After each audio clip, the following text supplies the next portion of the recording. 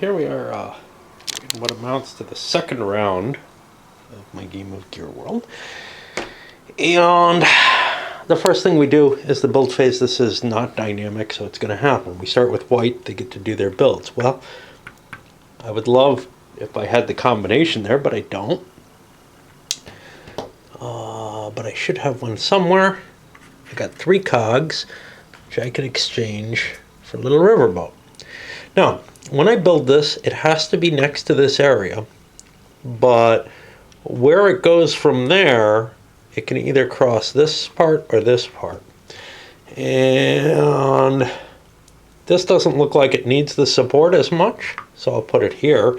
Although that keeps me further away, we have the movement point cost. You know, you can move like 8 spaces, so that should be pretty potent. And we put a little white thing on there to indicate that that's my boat. Okay.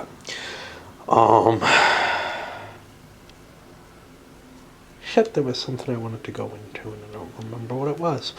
Oh well. So yeah, we continue on. Let's look, see what red has. They have nothing here.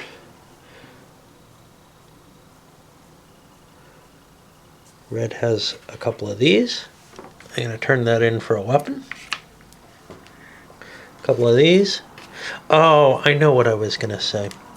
So, I suspect that there are, different strategies for how to optimize your play of the game outside of any kind of diplomatic matters. For example, this decision to make a riverboat is not really in my normal... it's probably not the thing I would normally aim for. I probably would normally aim for, hey, let's build some weapons, let's get some horses.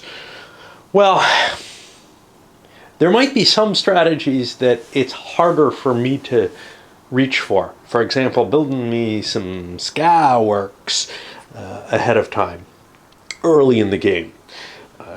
That might be very hard for me because they have a high cost, and I have a tendency to buy sort of the cheapest thing I can afford to get me over the current hump, to get me a slight advantage rather than saving up for stuff. So we're not going to really probably see as much comparison of competing strategies in this as maybe we would like. I think that actually has less effect though, because there is such a diplomatic effect in this game on when you've got 4 players as opposed to 2. Anyway, that was red's production. Greens, I also am going to build myself a couple of weapons. Let's see if I can remember where they are. These separate. I do have some trouble reading the map in the sense that, this is one area here. It's kind of hard to see sometimes. The borders aren't... It makes it prettier, but the borders aren't that clearly delineated. And now over here for blue, what did they get? They got themselves a weapon as well. I'm going to have to pop one. And obviously, you are limited by countermix in this, which could be a big deal at times. Alright. Now we go to production. Now, production's when you get your stuff, but it may or may not happen. And this can really affect what's going on. Production's going to happen. People are probably all going to produce because the trade comes up afterwards, so I'll just throw them out there. Production's pretty straightforward. The hard part is making sure that you hit everywhere. So for example here I forgot. I haven't gotten to blue yet actually, so that's why that hadn't happened. But I got to horses, started laying them down, and now here's the one kind of tricky thing.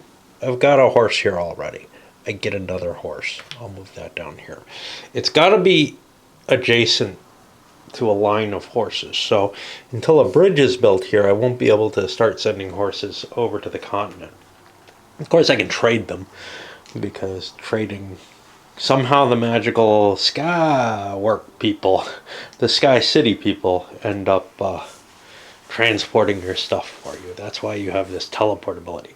And that's one of the things, you know, if this same trade mechanism, and I assume it is because I haven't heard anybody say the games are significantly different. If this same trade mechanism was in place in the original Borderlands, it really bugs you there. Here,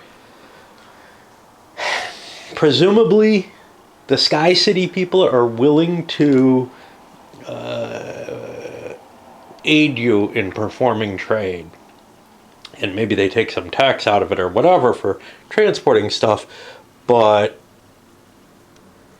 somehow or another they're, you know, involved in that. And that gives you this kind of, I guess you could say there's some kind of maybe magical or godly intervention in the original one, but I don't know if the game gave you a world view that made that a particularly believable thing. Here, there's at least some force there, but then maybe there would be, you know, some sort of internal transportation that should also be not free, but at a charge. And likewise, maybe there should be some sort of tariff paid for making trade with the Skyworks people. So I really don't know. You know, it's the thing that I would say would make sense is if you could only make trades if you already have a Skywork or something like that. But of course, you know, to try to make it conform with some sort of reality here, because then you've already done something that the Sky City people like. But there doesn't seem to be any cost, any reason for it, and no real benefit in the trade sector. That whatever that is just kind of magically happens. And it makes me a little grumpy, to tell you the truth. So now we're on the trade phase. Let's see if we're going to have it. And we do if white wants it. So white's going to have to think real hard, do they want it? And of course people can try to convince them that, yeah, we have something we can do with a trade. They may not want it. Well, I don't know. Red's got a couple of weapons on their border, so that's kind of problematic. Unlike last time, white's not really configured for a terribly good trade at this point. They might be able to make one, again, to get another cog and set themselves up in a situation, or another net cog, set themselves up in a situation where they can build another riverboat. But they're not sure that they're going to be able to. So, they're going to freeze trade for this one. They've got a production here. Their loose stuff is really just a gold and a couple cogs. They don't terribly want to give up horses. Horses are cool. So, there's not going to be a trade phase. Now we go to transport. This is also dynamic. It's cocked. Okay, they get the choice on transport as well. Oh boy. So, this is a tough one. Dynamically, you know, choosing to refuse the transport. What would that cost them? Well, they've got a gold here that they can move and get that kind of out of dangerous areas. So, see, the problem is I have lots of things I'd like to transport. Transport may be more valuable to people with a more compact empire. Yeah. I've got horses here, fine, but my iron and gold, they don't really work together. So really what I'm looking to do is dump my crap off of some of my mines. Gold is probably the best thing. So moving a gold off might be kind of cool. But you see, if I want to attack, well, I can attack with this horse 1, 2. I can use it as a spearhead there. Not that I can take that space. That's one of my problems.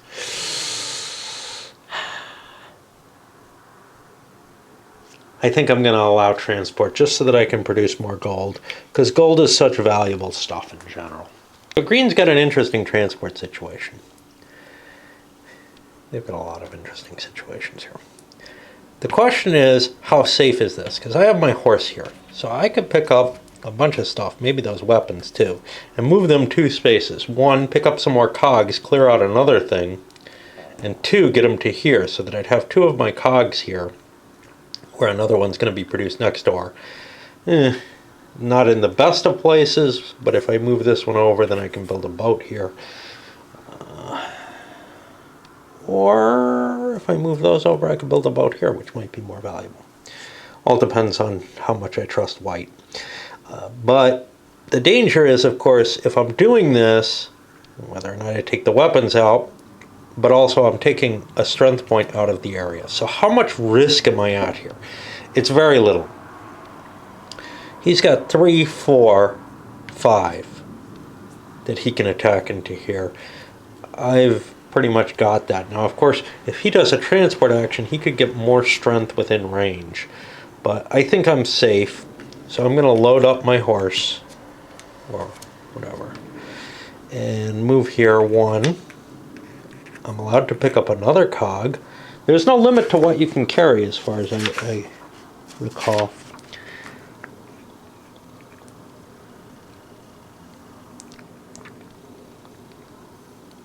Right. Okay, so this was 1. Now I move to here for 2. And what's magical about this is in the next build phase, I'll be able to combine those 2 golds. I have a weapon over here, so I have a little bit more military strength on this side of things. Did I have to bring the weapon there? Would I rather have it here?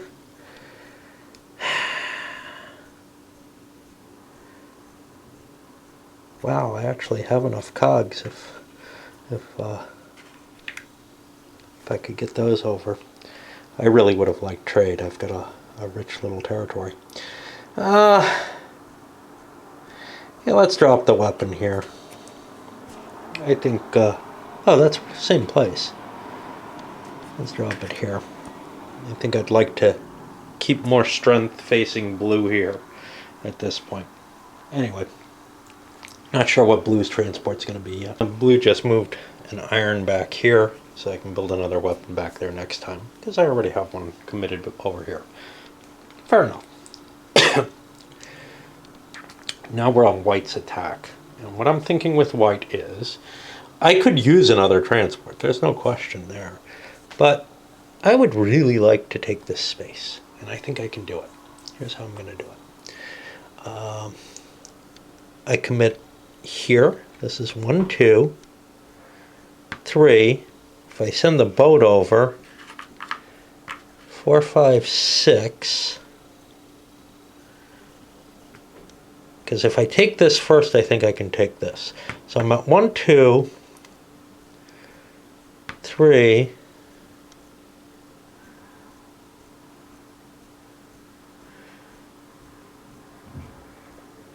4, 5, 6 to 1, 2, 3, 4, 5, 6. That ties. But there's a call to allies. We'll tip this over so I remember not to attack it again. And this is where blue gets to come in. How do they feel about white here?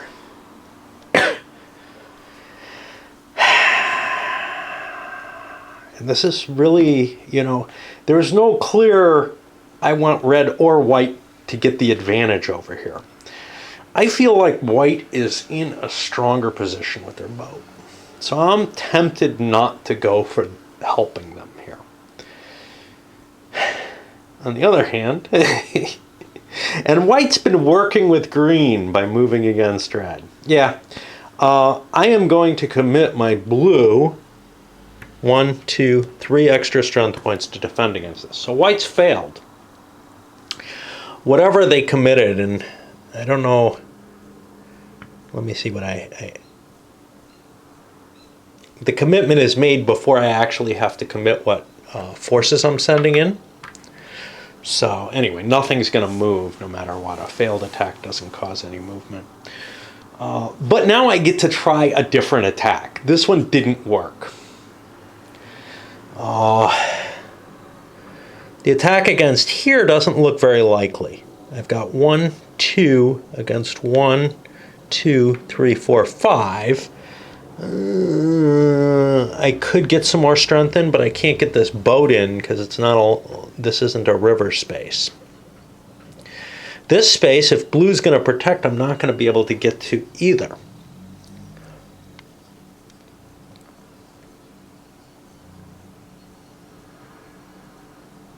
So this is getting difficult.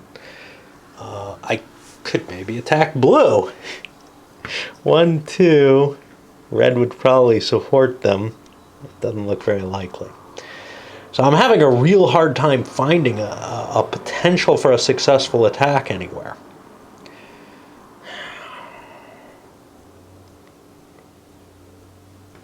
If I go, I could try going for this and see what blue does, because that would undermine this position as well, and I'd be able to get in. So we'll see. No, we're not going to have enough strength, are we? Because this is 1, 2, 3, 4, 5, 6, and I could get 3, 4. So what if I turn against green? Boy, that would dick them over, right? Well, I could send my boat. 1, 2, 3, 4, 5, 6, 7. Of course, that weakens my position significantly against red. So, probably not a wise idea.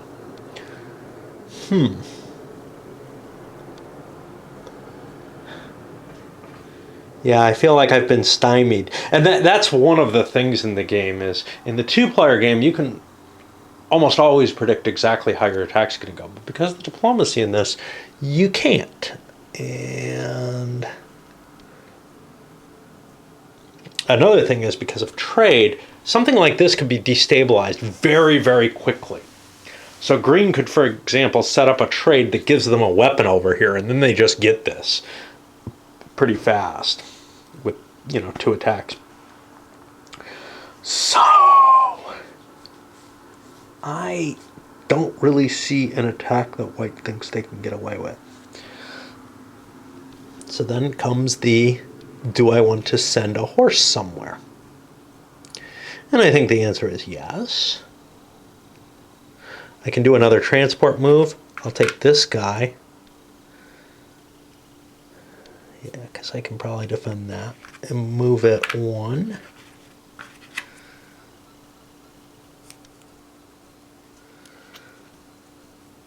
And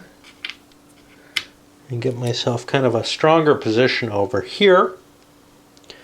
I've moved these, and that's white's action for this. And now, I got to do this with each player, is figure out what they may or may not be able to attack and get away with. Meanwhile, this stands back up, and it'll be red's chance to attack. Well, I think red wins here. And I should have moved the horse to defend here, but I wasn't thinking carefully enough. But red, with all their force, is able to muster 4, 5, 6, 7, 8, 9 against this space. This space has 1, 2, 3, 4, 5, 6, 7, 8. So, yeah, I'm going in. I don't really want to commit either of these weapons because they're holding my endpoints into play.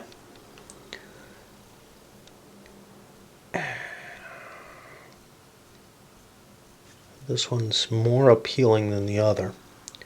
But yeah, so we're gonna declare our attack there. There's no chance for any kind of diplomacy to take place. So what happens is white loses their piece, red gets a piece here. I could have declared one of these a spearhead to get it in the space, and now I've got this, which is kind of potent because I think that may give me enough strength to go into here, for example, where he's got, or I might want to do a move. Now I've got this guy flipped over just to indicate that I've made one successful attack, basically. So attacking this space, which would really kind of put the pressure on white. I can't take the boat. I'm not strong enough here. Attacking this space, I'd have 1, 2, 3, 4, 5, 6, 7 to 1, 2, 3, 4, 5, 6, 7. I could take that space as well. Alternatively, though, I think I could take this space maybe. Where it's 1, 2, 3, 4 defense, and I have 1, 2, 3, 4, 5, 6, 7 attack. I think this one's more valuable. I'll spearhead it with my guns because these guys are pretty safe over here. And I'm going to knock white out of here. The gun goes in. I believe guns can be a spearhead. Let's make sure, because part of the reason for doing this is that the guns are moving into place. No, it has to. Oh no, it can be a weapon. Yeah, the weapon just doesn't carry anything. And so I get another space here, and red is in much, much stronger position now.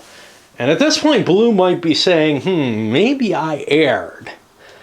But on the other hand, white has kind of aligned themselves with green, so weakening them may not be that bad a move. All depends. All right, on to green's moves. And the big thing here is red didn't get their transport action. So they're maybe not as well set up for next turn's production as they could have been. For example, this cog here. They're not going to get another cog. They would have liked to have shoved this over here. But, you know, you gotta make your choices, and getting that military advantage as opposed to the economic one seemed really, really important at this moment. Position, which not long ago looked inherently very strong from an economic point of view, isn't really looking that way anymore, at least because of the military situation. No, I'm not, losing territories yet, at least, but I'm looking where I can attack. First of all, white's my buddy, so I kind of discount that. I've been kind of having good relations with him. I don't really want to fight him. I got this. I can take this with no problem. And the question is, do I even want to? It presents a slight weakness in my world, but it also presents the only way that red and I can cooperate through trade, which may be very important very shortly. Then I look at blue, and I'm set up here.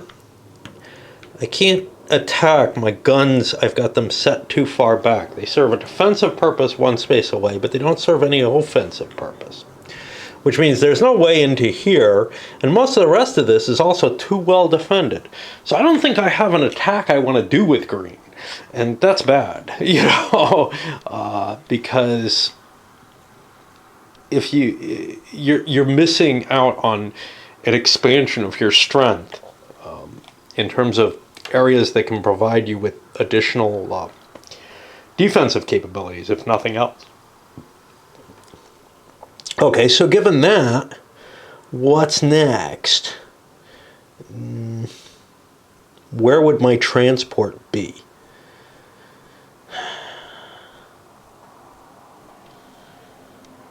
I have 2 gold here. I'll be able to get rid of them.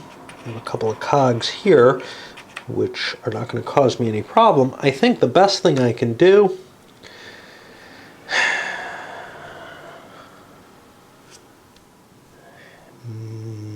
iron, coal, cogs, and gold in one place. Like, I'm set up, not right now, but I'm set up to be able to do this. Oh, jeez. I got my iron here, unfortunately. I'm going to try to put these here. So neither of these is going to produce if I'm not careful. I could build a riverboat, but it's kind of in the wrong place.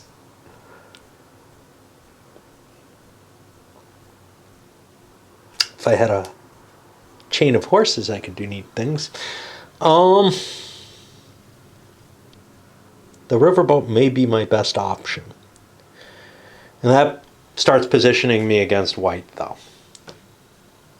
Which, again, I've been kind of friendly with white and red, trying to focus against blue, but I don't really have an easy path against blue. Now, I could sail that riverboat around, but sailing it through other people's territory is an easy way to lose something that I spent a lot to build.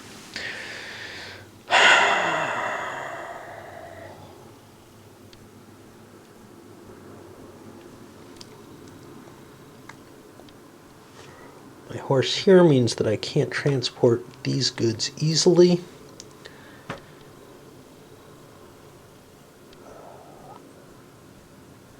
Alright, I'm just going to transport this over here. So I'm going to be planning on building a riverboat. At the very least, it puts me in a stronger position vis-a-vis white and potentially red if they start coming down here. But I'm feeling pretty damn nervous with green.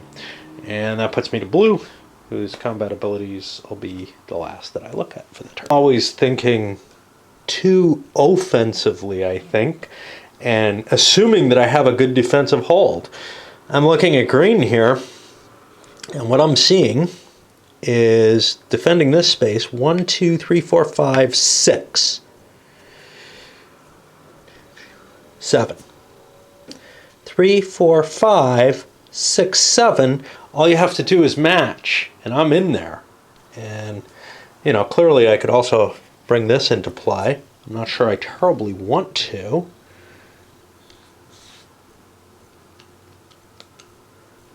So what I'm going to do is I'm going to launch an attack here. I'm going to position these two, and we go in here. And there's nothing green can do about it.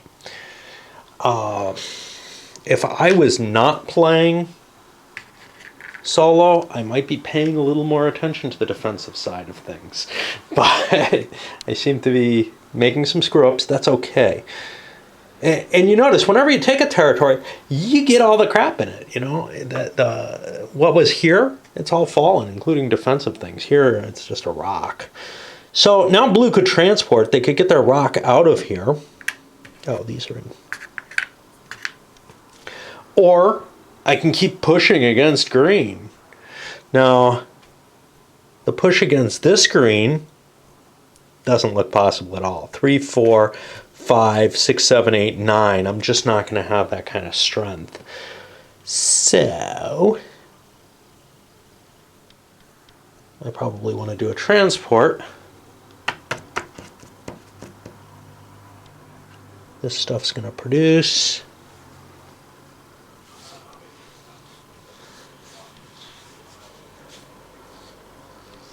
At the very least, I could shift these.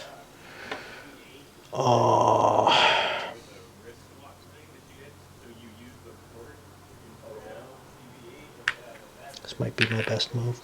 Just dump that in there. And I think we're seeing a red-blue alliance getting the jump on things here. And here's the thing. Neither one really got a huge advantage. Both of them got an advantage over white and green, but now that's beginning to generate a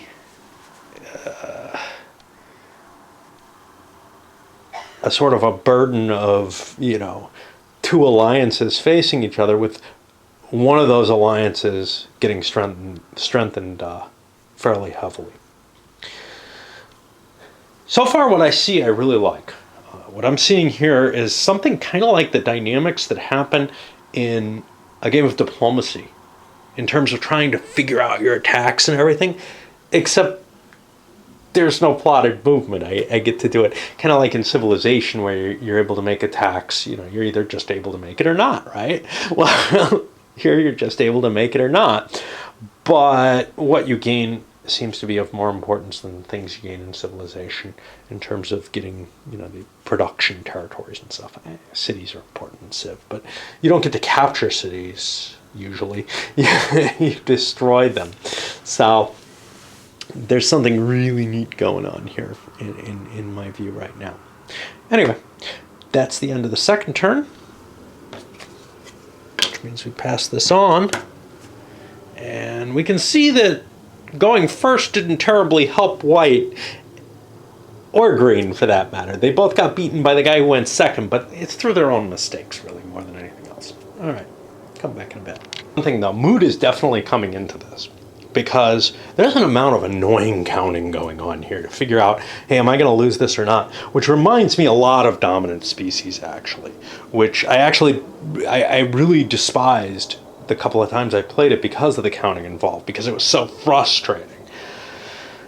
This feels just as bad in terms of the counting, but somehow I don't care as much because everything can be monkey wrenched by the diplomacy. When you start allowing people to screw with each other's plans, I feel a lot less disturbed that there's the potential for a lot of counting. Because the counting could go wrong. Now, obviously, this attack was going to happen. Blue was going to go in there if green left it unprotected. And I don't know, there wasn't a lot of leeway. There really wasn't. The only thing I could have done was move this gun closer to that space because blue had this horse and thus had another point. So it's not like this horse could have helped or anything like that. Anyway, that's where we are. Red's expansion vis-a-vis white, especially because they took an extra space rather than taking a movement, means they got no production, no build phase of any value. Green, well, they're building their one gun, but now I've got these three, and I've got to make my choice here. Do I want to build a riverboat? Which pretty much puts me on a collision course with white, but white may be out of the game here. Largely in the sense that if they're starting to collapse to red, having that boat may mean I get some of white, so it's a good idea, right? Alternatively, do I save up and try to build myself one of these big steamships, which I can use effectively against blue, and it can be quite powerful against their coastal regions? Interesting questions, that's all. I don't know the answer. I feel like production early is important, but I also feel like I'm not really threatened down here at all. Can I hoard? Am I mentally capable of it? That's a big question. I don't know what the answer is. I don't know. After the initial build phase, where green did indeed decide not to build, no production phase, I think that was a red choice not to do a production phase.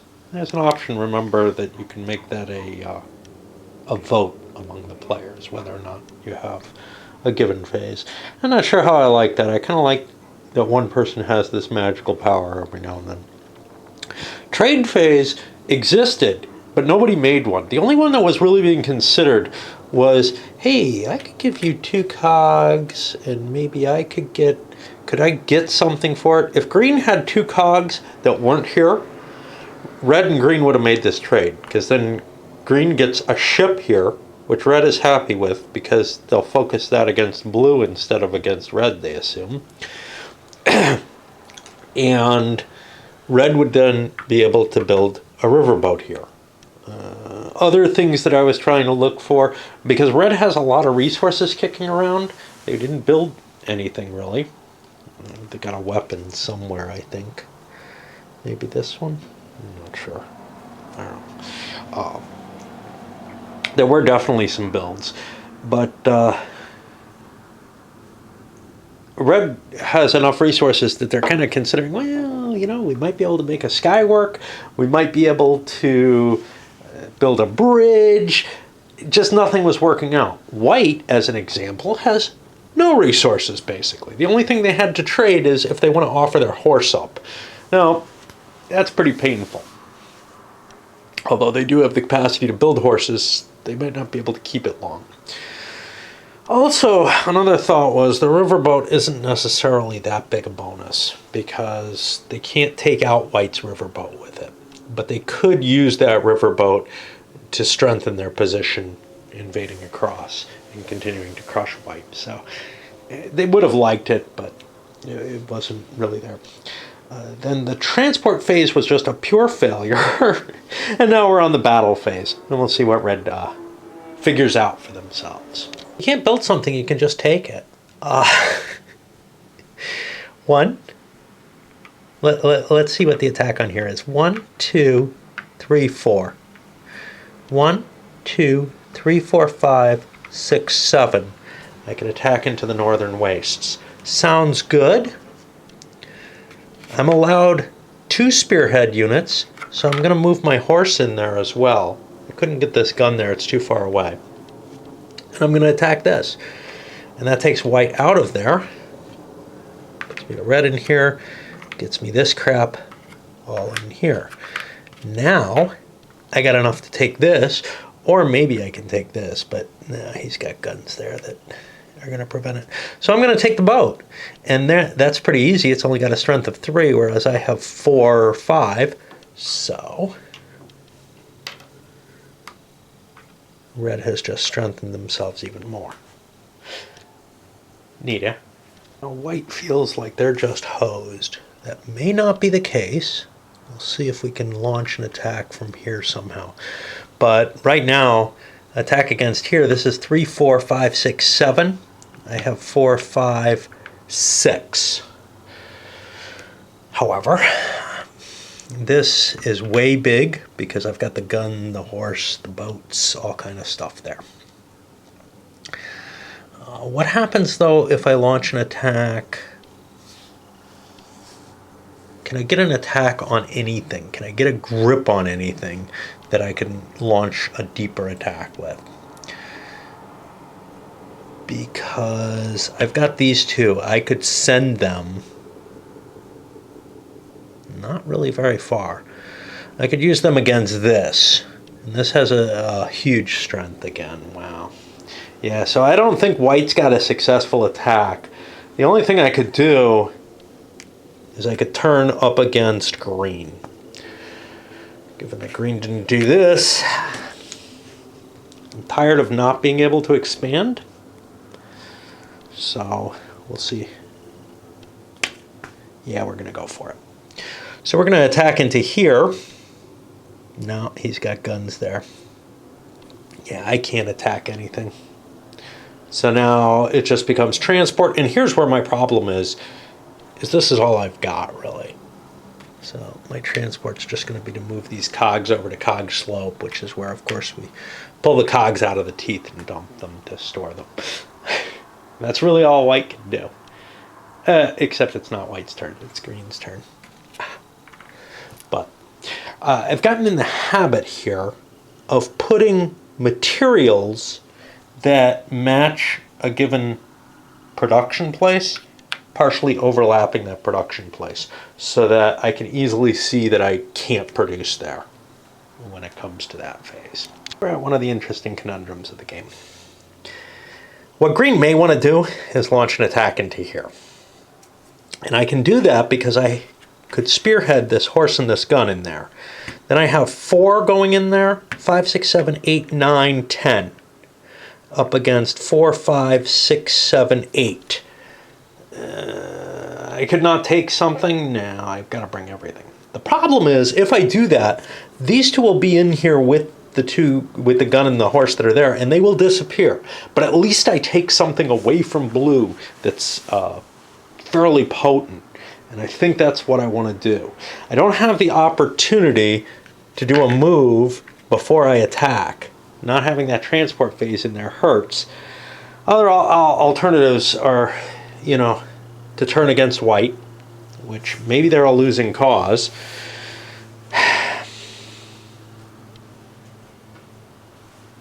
Can I reach anything interesting? I could probably get these horses, and horses would really help me. Of course, if I don't take this out, blue is going to be able to expand on me, aren't they? Because they have 4, 5, 6, 1, 2, 3, 4, 5, 6, 7. No, they won't be able to. All right, do we screw white over? Yeah. So we're going to go after these horses, and we may end up taking the iron as well, or the gold. We'll see. I don't think we can get to the gold. The gold is less valuable than horses to us at this point. Let's look at the count. Over here we have 1, 2, 3 for this attack. Over here, 1, 2, 3, 4, 5, 6. Hey, I'm ahead, right? Yeah. Except blue is definitely going to support this. So now we're at 4 for white. But the question is, what's red going to do? Red's like, I think I'll support white. I'm going to get white territory if they can't defend themselves. So green isn't going to be able to get in there, which cancels this out. But it doesn't prevent us from still moving in that direction. And we may do that, or maybe we push to try to get the horses here, which we can also do by launching an attack against this. Now, can we get in here? Well, maybe. We're at 4, 5 against 1, 2, 3, 4. White's kind of pissed at us. Red certainly doesn't want that. The question comes to, which way is white gonna go on this? And I don't know what the answer is, because white's not happy about that attack, but the move against blue is very appealing to them. So I'll roll a die. Yeah, white will support green in there. So, and he can make his declaration beforehand, or not, you know, you can negotiate beforehand. But we're going to see green in here. I'll turn this over, so I remember I can't attack, that I can't make 2 successful attacks more. And now I've got to make my decision, you know, do I want to move a resource or weapons or something, or am I more interested in pounding into this horse? How big is this horse? 1, 2, 3, 4, 5. And I'm a 5. I can get in there if I'm successful, if red stays out of it. Red's not going to stay out of it, but we'll make the declaration and see that. Okay. I could still blast into this, and I think that's still an advantageous thing to do. 1, 2, 3, 4, 5, 6, 7, 8, 9, 10. Oh, this becomes very weak. But there's not a whole hell of a lot of strength down there. Yeah, they're just going to retake this. I really don't like leaving blue with those pieces. That's why I want to whack them. On the other hand, I could shift my weapons and armor and iron up instead, get more production next time.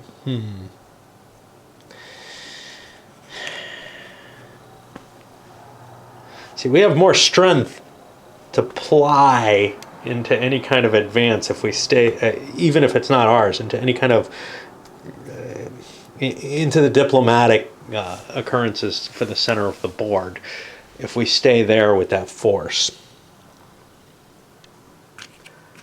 So I think we'll just shift these up. And now these guys are mutually supporting. That's all kind of nice. And that'll be green's operations. And that puts us over to blue. Feels like they're the ones without the option, that they have to make that canceling out. And this is unfortunate for green, because what blue's going to do is they're going to load up on their horse. That's 4, 5, 6, 7 going into here to 4, 5, 6. There's one available for either red or white, but they're both kind of in favor of this. Not particularly for any, hey, we like blue, we like green or whatever, but more because this is weakening both of them in a sense. The white-blue, yeah, blue used to own this. White actually kind of likes it because it gives them a border with blue, so they can conceivably trade with blue. And red can oppose to keep on green's good side once white is claiming that they're going to face in. It's just one each way. So this is what we're going to see. These go in here. They're destroyed because they're already matched by the stuff that's in there. And blue's there. Now blue has a movement. Ugh, what kind of movement? Now, obviously, I kind of like the idea of shifting some stuff around here, maybe. I don't really see it right now. Why did I build a gun there? I got to get a bridge there, but I kind of don't want a bridge until I've got that better fortified. So I guess that's why the gun has to be there.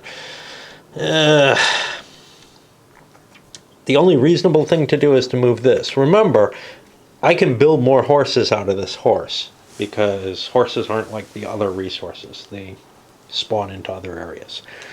So, this I think gives us the strongest position there. And now we think about white, who may be just screwed. I can't get any good traction against red with white, but I can get traction against green. So if I load up these and send them into here, if I'm attacking this space, I get 1, 2, 3, 4 for green, and that's it.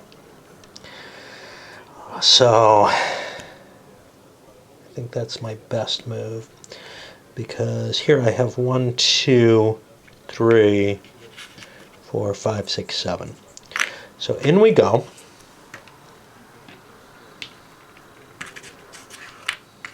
And now here's where it gets kind of potent, because maybe I can go into here. Now red will probably defend green. So we're looking at 1, 2, 3, 4, 5, 6, 7. And I have only 5. I'm not going to get in there. That had been kind of my hope, that I would be able to bust my way in. So, do we have this damn gold here? That's not a safe place for my gold. I could do a move, or I could maybe launch an attack somewhere. I'm getting too far away. Yeah, this was not a helpful attack, but I've made it.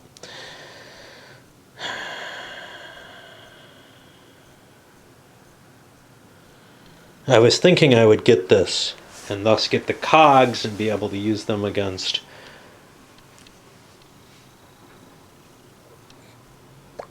red with a riverboat, but I don't think that's going to be the case.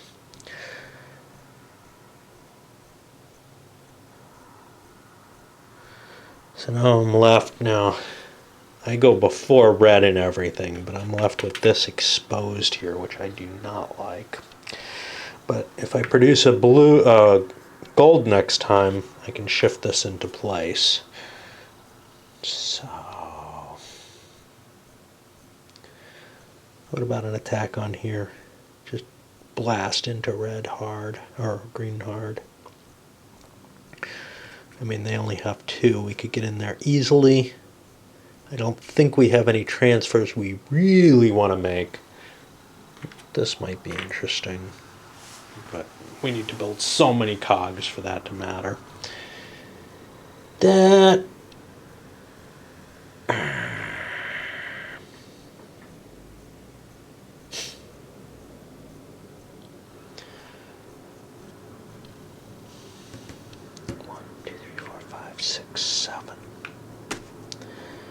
just not there. I could make an attack onto here and really kind of cut into green and pretty much guarantee that they're going to be finished, but I think I'll be the weakest of the 3 remaining powers if that happens. Of course, that's better than being the first one out, isn't it?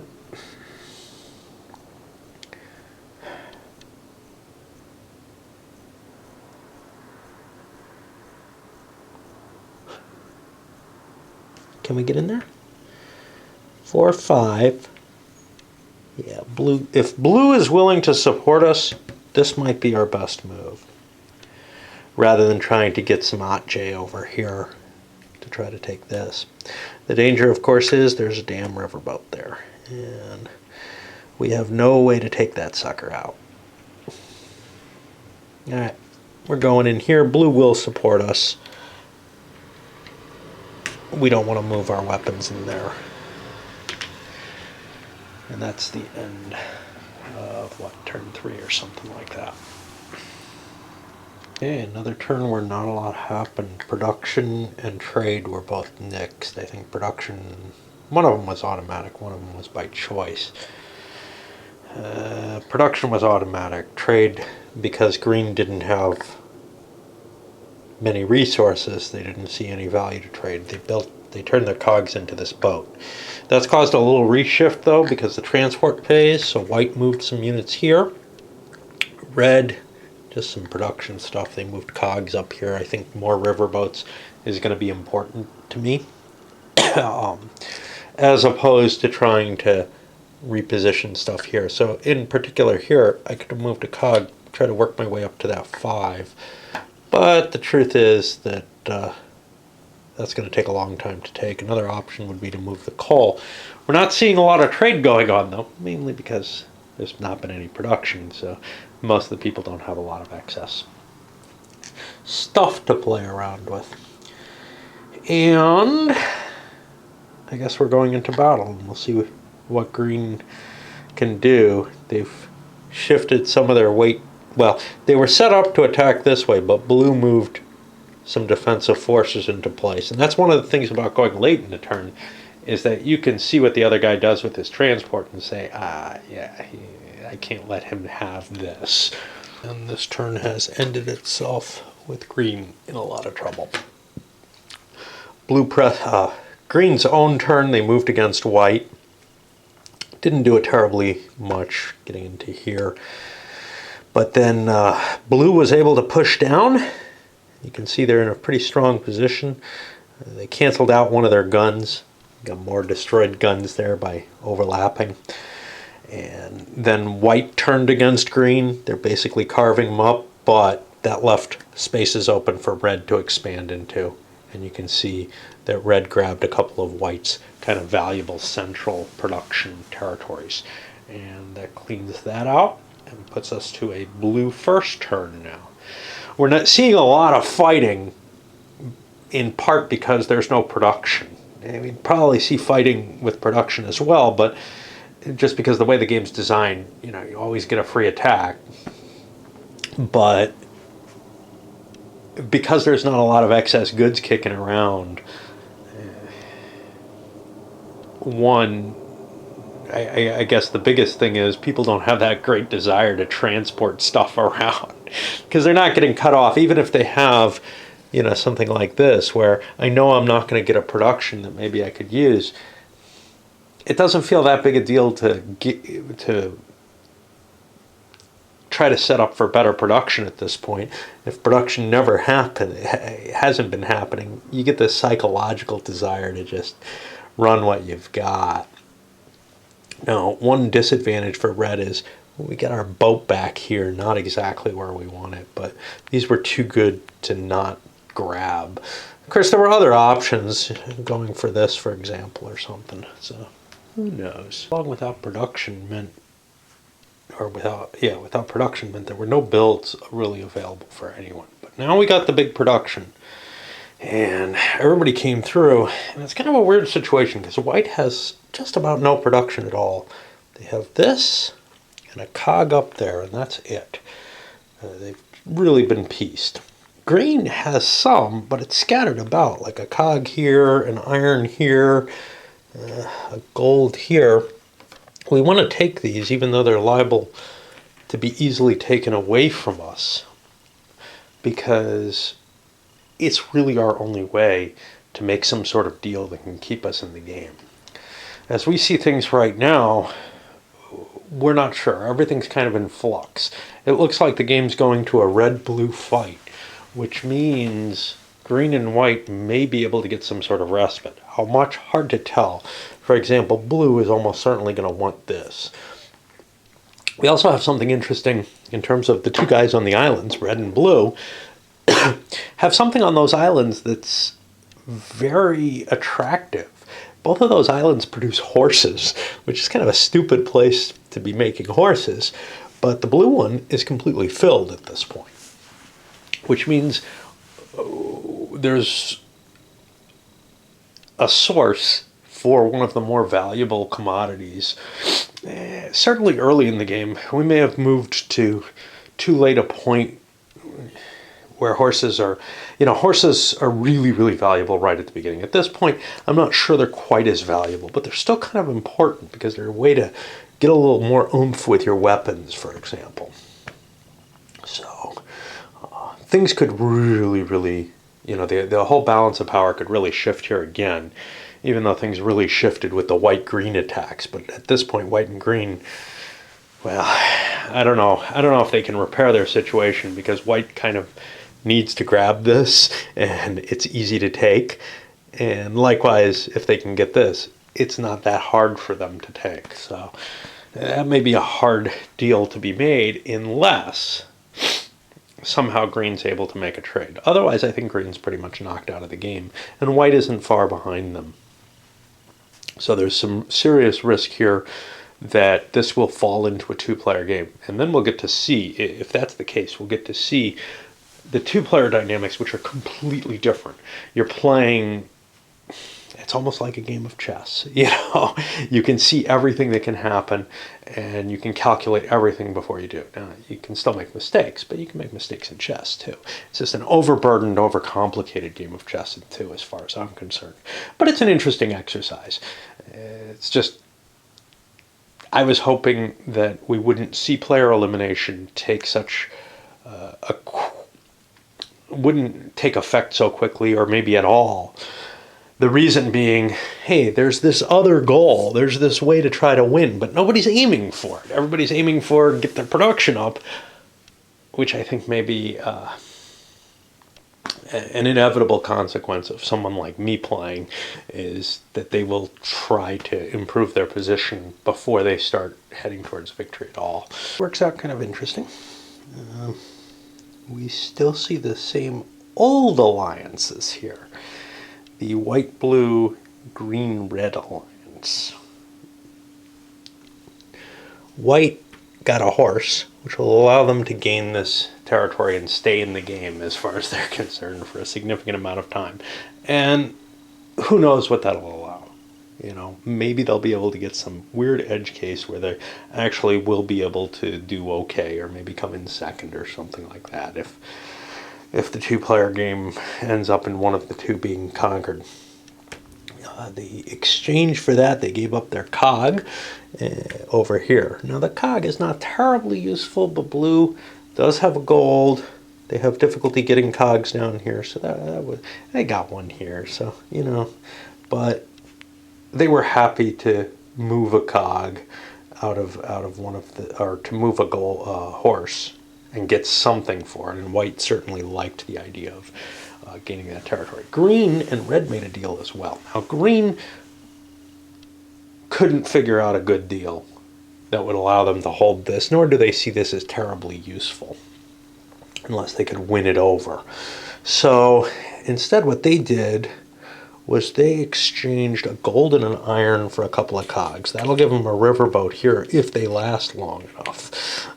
Lasting long enough is pretty unlikely, though. White will probably come down, take those cogs, and green gets nothing out of it. And that gives us our roll to see if we have a transport phase. And we do. After transport, we're set up so that there's going to be a couple of skyworks coming up in the next build phase. Blue and red, that's why they did their thing. But for the battle phase, blue went and grabbed this. Nothing could really stop them. White went and grabbed all these cogs. They're going to be able to build another riverboat. It puts on red. Red has some interesting, real problems to face. One thing they could do is they could go take this.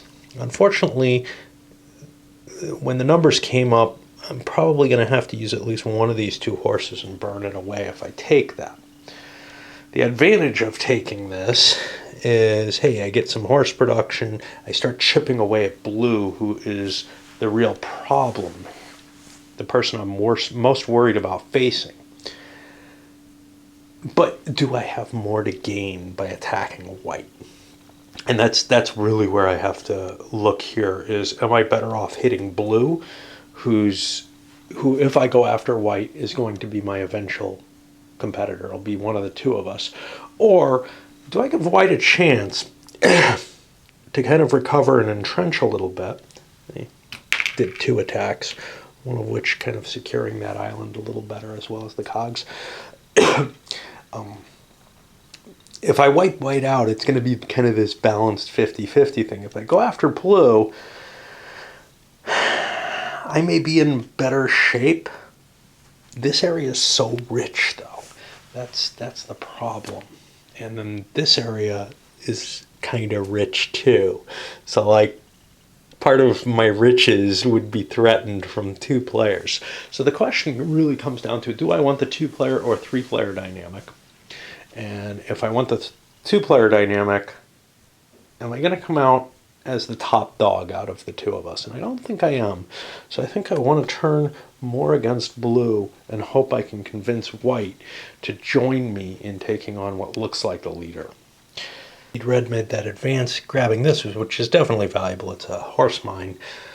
But then also grabbing this, which is just that individual horse. Now, since they had to burn a horse, getting the horse mine, and attack from here to get their guns into play, and the boat also. Taking this extra horse puts us in a position where we can more threaten blue. It leaves us to green, who has basically nothing. Here, no possibility of attack. Here, no possibility of success. So I've got this piece. Can I get anything? Well, when I start to count, this, even with red's support, I'm not going to be able to get it. Here, even with red's support, I'm not going to, and whites, I wouldn't be able to get this space. This space I could conceivably get. So, okay, we'll try attacking this, because we get a free attack, right? Well, blue has their choices. And if they let green advance here, green doesn't become any more potent. We're still going to attack green. And all we do is piss off white. So blue is going to throw their support in. It's more than red could conceivably do. So white's not going to get dislodged from there. So green's not going to make any successful attacks. They have no pieces to move. And that gets us to the end of their time around. And I think it's time to load this video up. So green's basically wiped off the map at this point. They have, 3 spaces, all of which only exist because nobody's bothered to wipe them out. This one not because it's not valuable, but because blue just doesn't see any reason to knock that out when they wanted to grab this. Now, grabbing this kind of pissed white off a little bit. And even though white and blue have had something of an alliance, there is the possibility that, and red's really angered white, there is the possibility that this may devolve into a real 3-way power balance. The alternative, though, is that white and blue continue to work together and they carve red up. If they do that, blue has almost a guaranteed victory. It all really depends on how much white values the alliances, the friendship that they've made, versus trying to win the game. And these things are all philosophical questions that I usually answer with a roll of a die. All right, we'll send this up.